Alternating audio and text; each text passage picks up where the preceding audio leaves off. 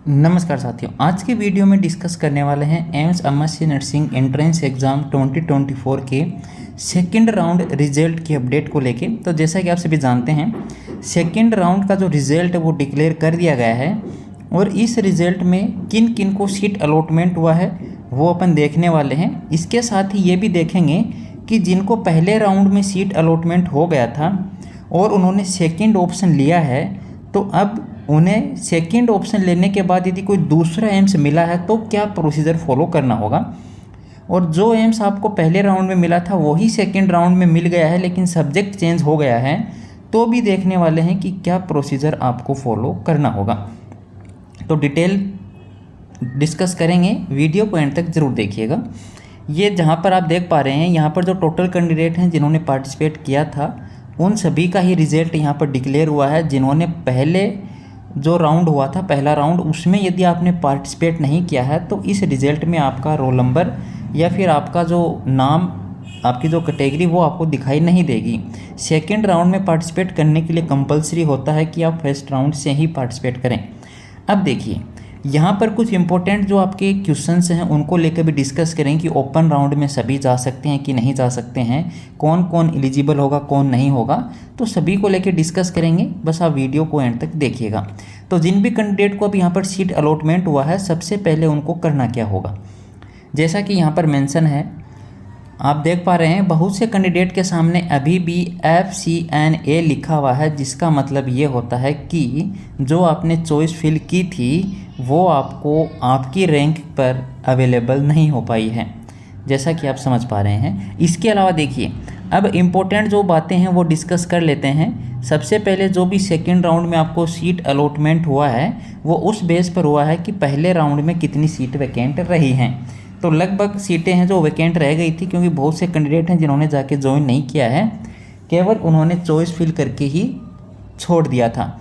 अब देखिए नेक्स्ट, यहाँ पर देखिए आपके मन में जो अब अपडेट है वो इस चीज़ को लेकर है कि ओपन राउंड क्या है और कब होने वाला है। तो जब भी होगा online open round of seat allocation, जैसा कि आप पॉइंट नंबर 7 देख पा रहे हैं, ये भी आपका मेरिट बेस पर ही होने वाला है। जो आपकी रैंक है उसी के अनुसार आपको वहाँ पर सीट एलोकेट होने वाली है। ओपन राउंड कब होगा ये सेकेंड वीक ऑफ अगस्त में अनाउंस किया जाएगा और इसके लिए क्या प्रोसीजर फॉलो करना है वो हम आपको बताएंगे। सभी कैंडिडेट जिन्होंने भी एग्ज़ाम दिया है वो भी इसके अंदर पार्टिसिपेट कर सकते हैं। अब इम्पोर्टेंट एक क्वेश्चन ये भी होता है कि मुझे पहले राउंड में सीट मिली थी लेकिन मैंने ज्वाइन नहीं किया, सेकंड राउंड में नहीं मिली, तो क्या मैं भी जा सकता हूँ या जा सकती हूँ? तो बिल्कुल आप भी पार्टिसिपेट कर सकते हैं, ऐसी इसमें कोई बाध्यता नहीं है। अब देखिए आपको क्या प्रोसीजर यहाँ पर फॉलो करना होगा। तो जिन भी कैंडिडेट को सेकंड राउंड में यहाँ पर कोई भी एम्स में सीट अलॉट हुआ है तो आपको क्या करना है, 31 जुलाई 2024 से लेके 6 अगस्त 2024 तक आपको सबसे पहले तो अपना जो अलॉटमेंट लेटर है वो डाउनलोड करना है और साइट पे amsexam.ac की साइट पे जाके आपको जो सीट मिला है वो एक्सेप्ट कर लेना होगा। अब आपको यहाँ पर कोई ऑप्शन नहीं मिलेगा, ऑप्शन केवल एक ही मिलेगा कि जो एम्स आपको मिला है वो आप एक्सेप्ट कर रहे हैं कि नहीं कर रहे हैं। 6 तारीख तक आपको एक्सेप्ट भी करना होगा और जो एम्स आपको अलॉट हुआ है उसमें जाके रिपोर्ट भी करना है। ये नहीं है कि आप 6 तारीख तक एक्सेप्ट कर रहे हैं उसके बाद आप बोल रहे हैं कि अब चलिए अब चलते हैं ज्वाइन करने के लिए, तो ऐसा नहीं है। 6 तारीख लास्ट डेट रखी गई। यदि आप 6 अगस्त तक यदि आप जाके रिपोर्ट नहीं करते हैं तो फिर वो सीट वैकेंट रहेगी और फिर ओपन राउंड जब काउंसलिंग होगी तब वहाँ पर कैंडिडेट को फ़ायदा होगा। इसके अलावा जो कैंडिडेट जिनको पहले राउंड में सीट अलॉटमेंट हुआ था और उन्होंने जाकर डॉक्यूमेंट वेरिफिकेशन अपने करवा लिए हैं, ओरिजिनल डॉक्यूमेंट जमा करवा दिए हैं, DD जमा करवा दी है, लेकिन अब उनको सेकंड राउंड में दूसरा कॉलेज मतलब दूसरा एम्स अलॉट हो गया है। पहले राउंड में मान लीजिए आपको एम्स पटना मिला था लेकिन आपने बोला कि नहीं हमें तो सेकंड ऑप्शन लेना है, कोई बेटर एम्स या फिर बेटर सब्जेक्ट में जाना है, तो अब मान लीजिए आपको एम्स ऋषिकेश मिल गया है, तो क्या अब आपको दोबारा जाके रिपोर्टिंग करनी है कि नहीं करनी है, ये इंपॉर्टेंट क्वेश्चन है।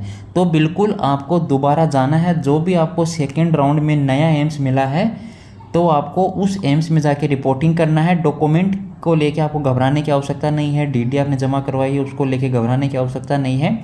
वो इंटरनली इनके पास ऑटोमेटिकली पहुंचा दी जाएगी। आपको केवल जो एम्स मिला है उसमें जाइए, रिपोर्ट कीजिए। अब एक सिचुएशन ये भी है कि वे सभी कैंडिडेट जिनको पहले राउंड में सीट मिली थी और उन्होंने भी सेकेंड राउंड के लिए पार्टिसिपेट किया है, लेकिन उनको वही एम्स दोबारा मिल गया जिसमें उन्हें पहले मिला था।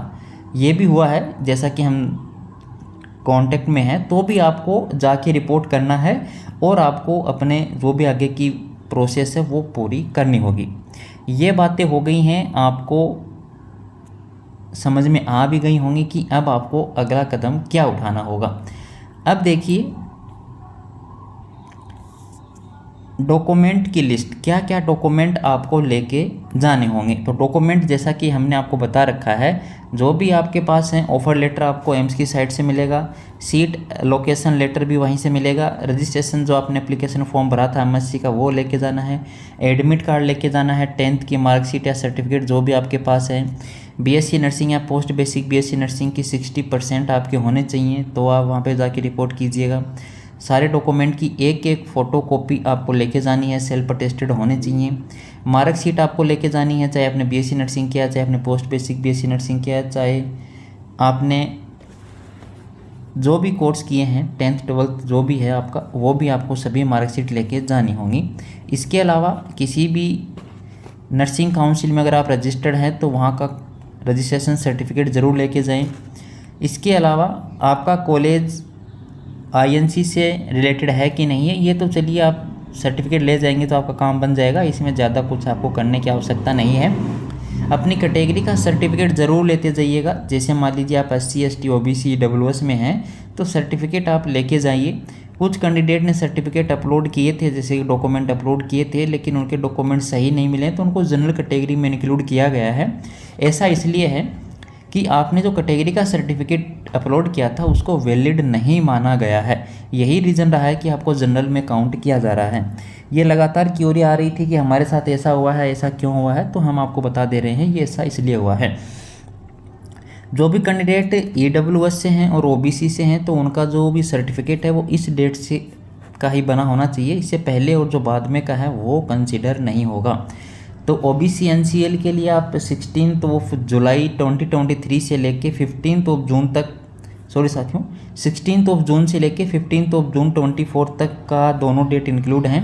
बाकी EWS में 1 अगस्त 2024 से लेके 15 जून 2024 तक के लिए वैलिड रहेगा आपका EWS सर्टिफिकेट। बाकी अगर कोई भी जानकारी आपको चाहिए, अगर आपको समझ में नहीं आ रहा है तो आप हमें मैसेज कर सकते हैं। धन्यवाद साथियों। वीडियो को शेयर, चैनल को सब्सक्राइब करने के लिए, हमारे साथ जुड़े रहने के लिए।